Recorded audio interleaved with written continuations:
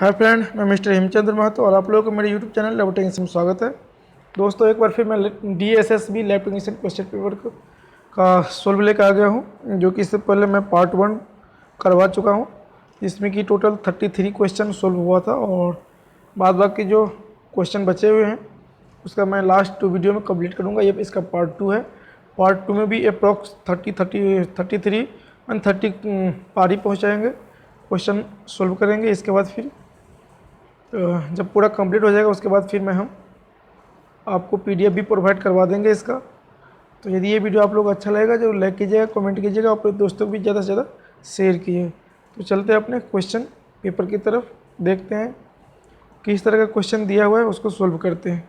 ठीक है, तो आइए अब चलते हैं अपने क्वेश्चन पेपर की तरफ। तो ये रहा क्वेश्चन पेपर और ये है 134 नंबर क्वेश्चन। इससे पहले 33 तक हो चुका था। ठीक है, तो देखते हैं 34 में क्या दिया हुआ है कि migration of charge particle in an electric field is called as. इसे पूछा बोला गया है कि माइग्रेशन ऑफ चार्ज पार्टिकल, जो चार्ज पार्टिकल होता है इलेक्ट्रिक फील्ड में जो माइग्रेशन होता है उसको हम लोग क्या बोलते हैं, इसका आंसर क्या हो जाएगा? ऑप्शन नंबर ए इलेक्ट्रोफोरेसिस। क्या बोलते हैं? Option number electrophoresis. ठीक है,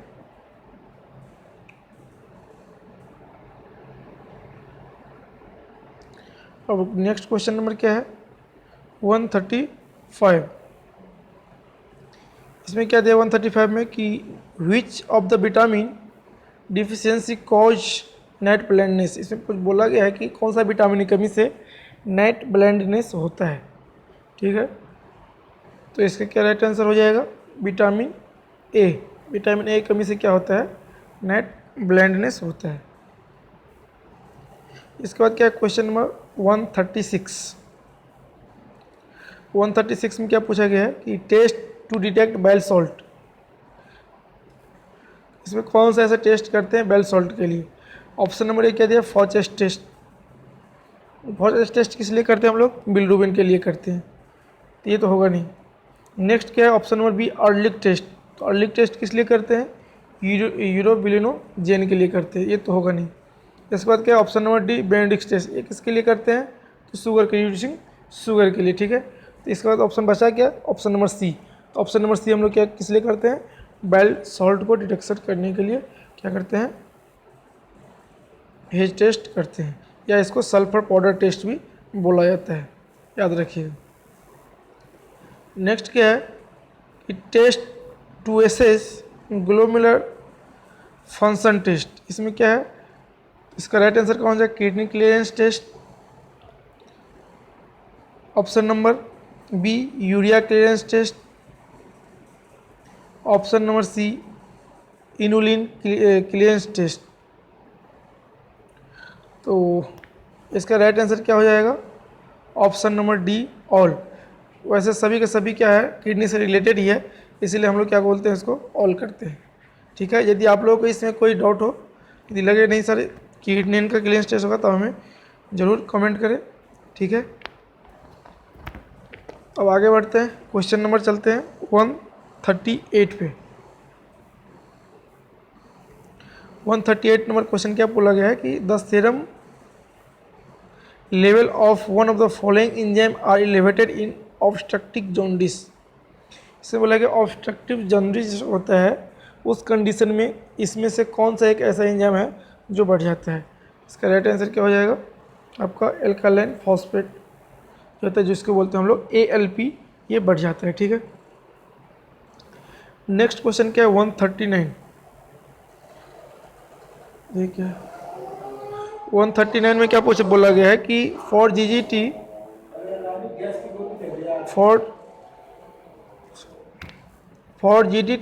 in adult the dose of glucose. इसमें पूछा गया है कि GTT का एडल्ट डोज कितना दिया जाता है एडल्ट में? तो इसका राइट आंसर क्या हो जाएगा आपका? 75 ग्राम। और ये GTT टेस्ट हम लोग किसको करते हैं? डिलीवरी पेशेंट में हम लोग क्या जाता है? गेस्टेशनल डायबिटीज चेक करने के लिए। ठीक है,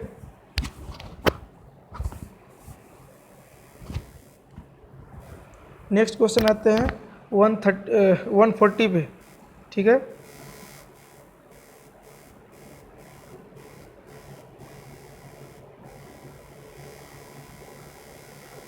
वन फोर्टी में क्या बोला गया है कि urea is the final product of metabolism. Urea किसका फाइनल प्रोडक्ट है? तो इसका राइट आंसर क्या हो जाएगा? फर्स्ट ऑप्शन क्या दिया? Amino acid. दूसरा क्या दिया है? ट्राइग्लिसराइड। तीसरा क्या दिया गया है? कोलेस्ट्रॉल। और चौथा दिया गया है पॉलीसैकेराइड। तो इसका राइट आंसर क्या हो जाएगा 140 का? ऑप्शन नंबर ए, एमिनो एसिड। मेटाबॉलिज्म का ये क्या है? फाइनल प्रोडक्ट है क्या? यूरिया।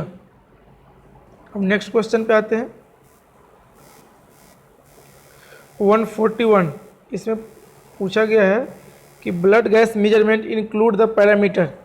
ब्लड गैस मेजरमेंट जो करते हैं, जिसको हम लोग एबीजी के हिसाब एबीजी बोलते हैं, तो एबीजी जो टेस्ट करते हैं उसमें क्या क्या पैरामीटर इंक्लूड होता है या रहता है, क्या क्या पैरामीटर हम लोग मेजरमेंट करते हैं। तो इसमें क्या दिया गया? ऑप्शन नंबर ए PO2 या PCO2, बी में दिया है pH, सी में दिया है बाइकार्बोनेट। तो इसका राइट आंसर क्या हो जाएगा? Option number D all. ये सभी पैरामीटर जो होता है एबीजी में या ब्लड गैस मेजरमेंट में हम लोग ये करते हैं। हम लोग इसको एबीजी भी बोलते हैं, आर्टेरियल ब्लड गैस, ठीक है, क्योंकि एबीजी करने के लिए आर्टेरियल ब्लड ही लेना पड़ता है, ठीक है। नेक्स्ट क्वेश्चन जो है 142। 142 में क्या है कि all of the factor affect the enzyme activity except. इसमें बोला है कि इसमें से कौन सा ऐसा ऑप्शन है जिसका एक्टिविटी से कोई फ़र्क नहीं पड़ता है फैक्टर को। इसका ऑप्शन नंबर ए में क्या दिया है? पीएच। ऑप्शन नंबर बी क्या है? टेम्परेचर। ऑप्शन नंबर सी क्या है? Concentration of substrate. और नेक्स्ट क्या है? Option number D concentration of water. इसका राइट आंसर क्या हो जाएगा? Concentration of substrate. क्या हो जाएगा इसका right answer? Concentration of substrate. इसको क्या होता है? कोई इफेक्ट नहीं पड़ता है और बाद बाकी जो है इफेक्ट पड़ जाता है। पीएच का भी कम ज़्यादा हो जाता है, टेम्परेचर भी आपको कम या ज़्यादा होगा और वाटर में भी आएगा। तो इसका राइट आंसर क्या हो जाएगा? Option number C is the right answer. 143 में क्या है कि आपका serum alpha MLH level is a diagnostic test of. Serum alpha MLH level is a diagnostic test. 143 का क्या है? मैंने सेरम अल्फा MLH हम लोग किसके लिए टेस्ट करते हैं? किसको डायग्नोस करने के लिए? हेपेटाइटिस, डायबिटीज, एक्यूट पैनक्रेटाइटिस या स्ट्रोक। इसका राइट आंसर क्या हो जाएगा? एक्यूट पैनक्रेटाइटिस और क्रोनिक पैनक्रेटाइटिस में भी हम लोग इसका इस्तेमाल करते हैं, ठीक है, डायग्नोस करने के लिए। ये नहीं कि क्रोनिक हो गया तो मैं इसका टेस्ट नहीं करूँगा, करना पड़ता है। नेक्स्ट क्वेश्चन क्या दिया गया कि FILU। नेक्स्ट क्वेश्चन क्या है? FILU इसका फुल फॉर्म होता है formiminoglutamate is excreted from urine in the deficiency of vitamin. किस विटामिन के कमी होने के कारण ये जो है FIGLU एक्सक्रेट करता है? किसमें? यूरिन के थ्रू। कौन सा ऐसा विटामिन है जिसकी कमी से होता है? ऑप्शन नंबर क्या है? Option number A vitamin A. Option number B folic acid. और option number C vitamin B6 और option number D pantothenic acid, ठीक है। तो इसका राइट आंसर क्या हो जाएगा? Option number B is the right answer, folic acid. क्या हो जाएगा? Option number B is the right answer is the folic acid. अब चलते हैं नेक्स्ट क्वेश्चन पे। 145 या दैट मीन्स 45 नंबर क्वेश्चन। 45 में क्या दिया गया है कि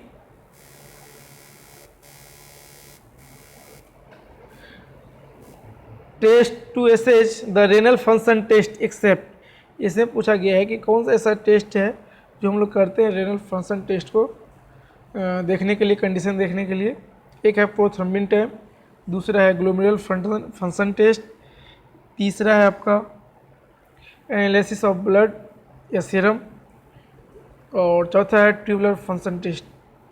इसका हो जाएगा ऑप्शन नंबर ए, प्रोथ्रोम्बिन टाइम। ठीक है, और इस बात बाकी तो करते हैं एनालिसिस ऑफ ब्लड का एनालिसिस करते हैं, इसमें कि पूरा फंक्शन आ जाता है ब्लड, माने urea, creatinine, sodium, potassium, electrolyte, जितना भी सारा टेस्ट हम लोग क्या करते हैं ब्लड या सीरम से करते हैं।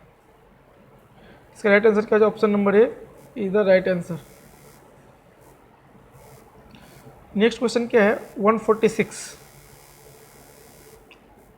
146 में क्या पूछा गया है कि following are the clinical complication of the IDDM accept.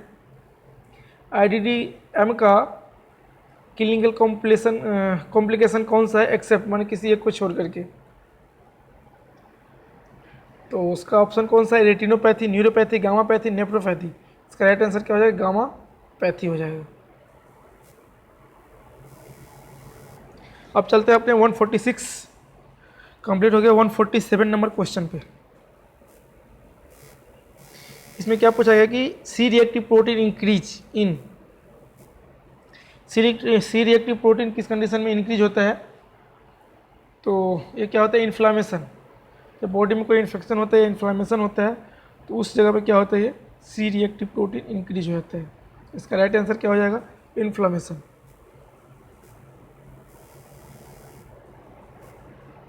Next question क्या है? 148 the regulation of fluid balance is, कौन सा इसमें से ऑप्शन है जो बॉडी में फ्लूइड का बैलेंस करता है? तो इसमें राइट आंसर क्या हो जाएगा? Option number A he is the right answer. ADH क्या होता है? एडिनो डायबिटिक हार्मोन जो होता है, ये क्या करता है? हम लोगों का बॉडी में फ्लूइड का बैलेंस करता है। नेक्स्ट क्वेश्चन आते हैं हम लोग 149 नंबर पे। इसमें बोला गया following biochemical parameter indices of liver function test, liver function except. इसमें से बोला गया है कि कौन सा ऐसा टेस्ट जो है लीवर फंक्शन के इंडिसेज में नहीं आता है। सबसे पहला बिलिरुबिन, कोलेस्ट्रॉल, एल्बुमिन, और डी क्या है? क्रिएटिनिन। इसका राइट आंसर क्या हो जाएगा?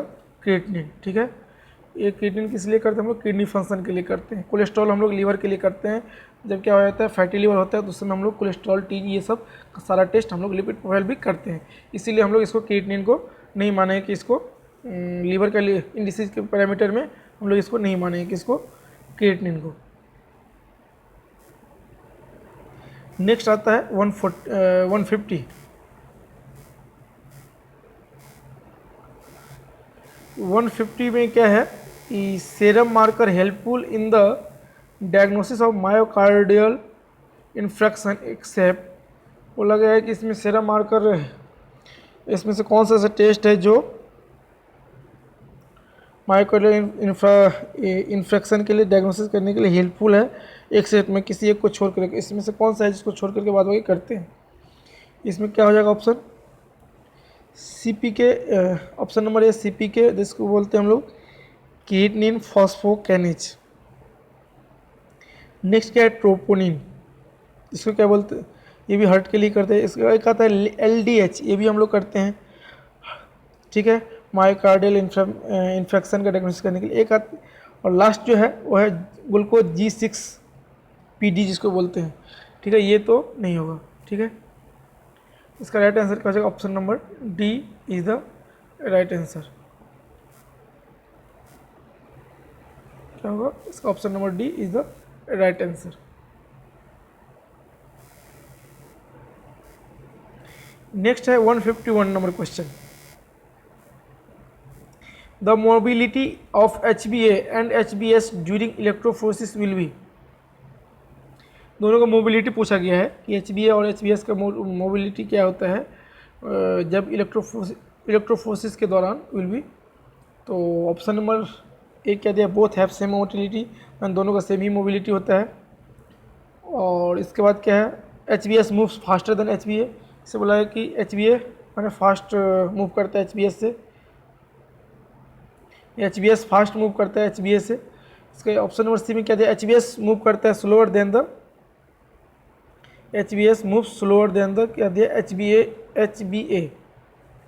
ठीक है, इसके बाद क्या पूछा गया है कि HbS does not move at all. इसका राइट आंसर क्या हो जाएगा?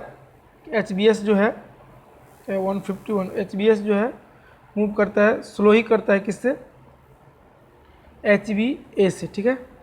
इसका राइट आंसर क्या हो जाएगा, option number C is the right answer. Next question क्या है 152।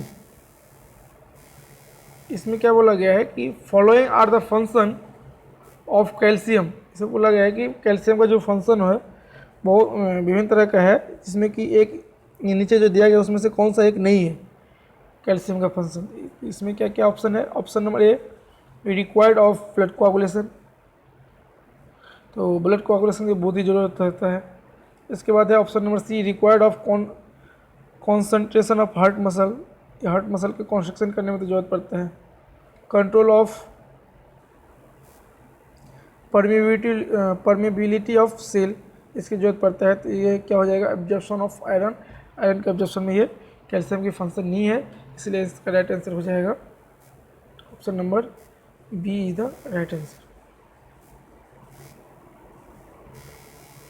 नेक्स्ट क्या है question, which of the following immunoglobulin appear first after onset of infection. मैंने इसे बोला है कि इन्फेक्शन होते ही इनमें से कौन ऐसा एंटीबॉडी है जो अपीयर होता है, ऑनसेट माने स्टार्टिंग ऑफ इन्फेक्शन के दौरान कौन सा ऐसा एंटीबॉडी है, एंटीबॉडी है जो सबसे पहले आगे आता है, अपीयर होता है। इसका राइट आंसर कौन हो जाएगा, IgG जो होता है एट फर्स्ट मैदान में उतरता है बैक्टीरिया से लड़ने के लिए, ठीक है। नेक्स्ट क्वेश्चन क्या है, क्वेश्चन नंबर अब चलते हैं 154। क्वेश्चन नंबर क्या है 154। हैपोनेट्रेमिया मीन्स क्या होता है। Option number A low concentration of potassium in the blood, option number B high concentration of sodium in the blood, इसके बाद क्या दिया high, option number C high concentration of potassium in the blood, इसके बाद क्या दिया गया है low concentration of sodium in the blood. इसका राइट आंसर क्या हो जाएगा, option number D is the right answer. इसके बाद क्या दिया है यहाँ पे, example of semi auto analyser. 155 number question क्या है, इसमें से कौन सा सेमी ऑटो एनालाइजर है। RF50 ये भी एक सेमी ऑटो एनालाइजर है, इरवाकेम ये भी है, और स्टेटफैक्स ये भी क्या एक सेमी ऑटो एनालाइजर है, और ऑप्शन नंबर डी क्या है ऑल ऑफ द अबव। इसका राइट आंसर क्या हो जाएगा, option number D is the right answer.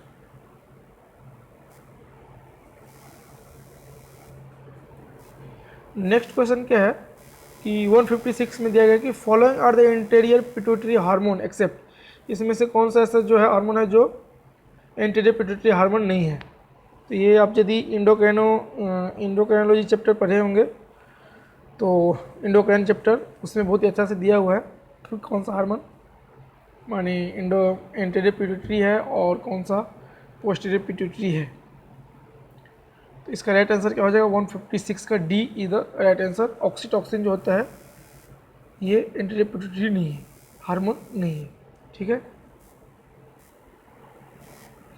इसके बाद 157 the measure of closeness of the estimated value of the true value. इसमें पूछा गया है कि जो मेजरमेंट होता है सबसे क्लोजेस्ट सबसे नज़दीक जो वैल्यू होता है वो क्या उस ट्रू वैल्यू को हम लोग क्या बोलते हैं। जैसे हम लोग क्या करते हैं जब एक्यूरेसी या प्रिसीजन करते हैं, ये माने क्वालिटी कंट्रोल से क्वेश्चन पूछा गया है। इसे पूछा गया कि the measure of closeness of the estimated value to the true value. मान लीजिए एक फिक्स वैल्यू होता है, ट्रू वैल्यू होता है, उसके क्लोजनेस जो सबसे नज़दीक का रिजल्ट जो आता है तो उसको हम लोग क्या बोलते हैं। इसका क्या बोला जाएगा, option number A precision, option number B accuracy, option number D C internal quality, और option number D external quality. इसका राइट आंसर क्या हो जाएगा, इसका बोलते हैं प्रिसीजन, ठीक है।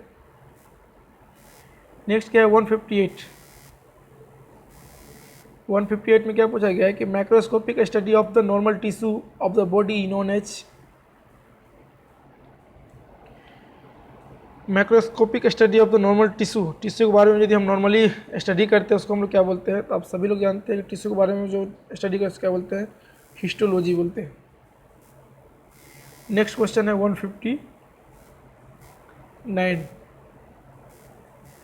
159 में क्या दिया गया है कि fixative used to preserve intracellular structure is known as, उसको हम लोग क्या बोलते हैं?